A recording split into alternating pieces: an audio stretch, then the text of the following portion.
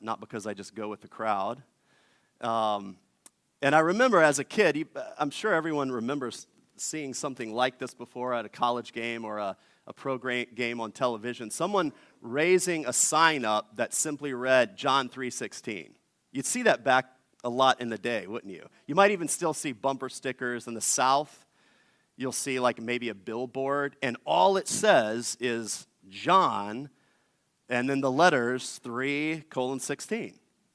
The assumption being, I suppose, that we don't have to tell you what John 3:16 says. Everyone knows what John 3:16 says. We're just reminding you of it. We're just want you to think about what it says. And that's a remarkable assumption, isn't it? That everyone would know what John chapter 3, verse 16 says. And I think maybe there was a time in the U.S., certain parts of the United States, where, you know, if you were past the 7th grade, you might very well know what the words of John 3:16 were, at least in the King James Version.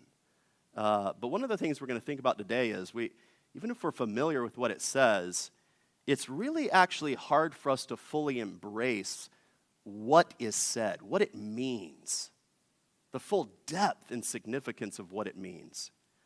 So we're going to read this morning, John 3. We're going to actually start at verse 13, because this passage comes in the middle of a conversation Jesus is having with a religious leader named Nicodemus, and he's saying very incredible things about himself. We're going to start John 3, verse 13, and read through verse 21.